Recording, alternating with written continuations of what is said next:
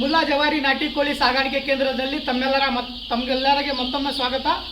ಇವಾಗ ನಾಟಿ ಕೋಳಿ ಸಾಗಾಣಿಕೆಯಲ್ಲಿ ಲಾಭ ಯಾವ ಥರ ಗಳಿಸಬೇಕು, ಕೋಳಿ ಸಾಗಾಣಿಕೆ ಯಾವ ಥರ ಮಾಡಬೇಕು, ಕೋಳಿ ಸಾಗಾಣಿಕೆ ಮಾಡಬೇಕಾದಲ್ಲಿ ಮುನ್ನೆಚ್ಚರಿಕೆ ಕ್ರಮಗಳನ್ನು ಯಾವ ಥರ ಕೊಡಬೇಕಂತ ನಾನು ನಿಮ್ಗೆ ಹೇಳ್ತೇನೆ.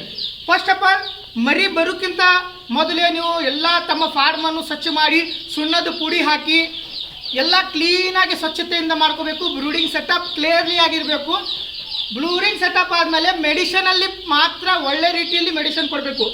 1 ದಿವಸದಿಂದ 6 ದಿವಸ ಮೆಡಿಷನ್ ಬರುತ್ತೆ, ಆಮೇಲೆ 7ನೇ ದಿವಸಕ್ಕೆ ವ್ಯಾಕ್ಸಿನೇಷನ್ ಬರುತ್ತೆ, ಆಮೇಲೆ ಮತ್ತೊಂದು 14ನೇ ದಿನಕ್ಕೆ ಮತ್ತೊಂದು ವ್ಯಾಕ್ಸಿನ್ ಬರುತ್ತೆ, ಆಮೇಲೆ 21 ದಿವಸಕ್ಕೆ ಮತ್ತೊಂದು ವ್ಯಾಕ್ಸಿನ್ ಬರುತ್ತೆ. ಆ ಪ್ರಾಪರ್ ವೇಯಲ್ಲಿ ನಿಮ್ಮದು ಕಂಪ್ಲೀಟ್ ನೀವು ವ್ಯಾಕ್ಸಿನೇಷನ್ ಮಾಡಿದರೆ ಮಾತ್ರ ಕೋಳಿಯಲ್ಲಿ ಯಶಸ್ವಿ ಆಗಲಿಕ್ಕೆ ಸಾಧ್ಯ.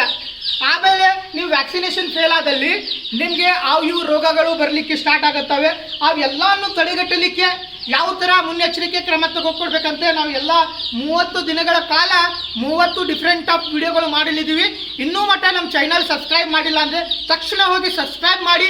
ಆಮೇಲೆ ಎಲ್ಲ ನಾಟಿ ಕೋಳಿ ಸಾಗಾಣಿಕೆ ಮಾಡುವ ಎಲ್ಲ ರೈತರು ಇದರ ಲಾಭ ತಗೋಬೇಕು.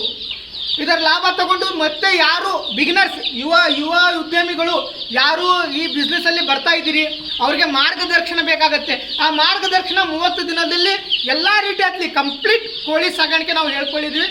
ನಿಮ್ಮ ಚಾನಲ್ ಸಬ್ಸ್ಕ್ರೈಬ್ ಮಾಡಿ, ನಮಗೆ ಸಪೋರ್ಟ್ ಮಾಡಿ. ಇದೇ ಥರ ಇನ್ನು ಬರುವ ದಿನಗಳಲ್ಲಿ ನಾವು ನಿಮಗೆ ಇನ್ನೂ ಹೆಚ್ಚಿನ ನಾಟಿ ಕೋಳಿಯಲ್ಲಿ ಏನೇನು ಮಾಡಬೇಕು, ಯಾವ ಥರ ಮಾರ್ಕೆಟಿಂಗ್ ಮಾಡಬೇಕು, ಯಾವ ಥರ ಸೇಲಿಂಗ್ ಇರುತ್ತೆ, ಯಾವ ಥರ ಮರಿ ಬೆಳೆಸಬೇಕು, ಯಾವ ಥರ ಫೀಡಿಂಗ್ ಕೊಡಬೇಕು, ಎಲ್ಲ ರೀತಿಯಲ್ಲಿ ನಾವು ನಿಮ್ಗೆ ಹೇಳಿ ಟೋಟಲ್ ಆಗಿ ಕಂಪ್ಲೀಟ್ ಪ್ಯಾಕೇಜ್ ರೆಡಿ ಮಾಡಿಕೊಡ್ತೀವಿ. ಇದರ ಲಾಭ ಗಳಿಸಿ ತಾವು ಲಾಭದಾಯಕರಾಗಬೇಕು. ಧನ್ಯವಾದಗಳು.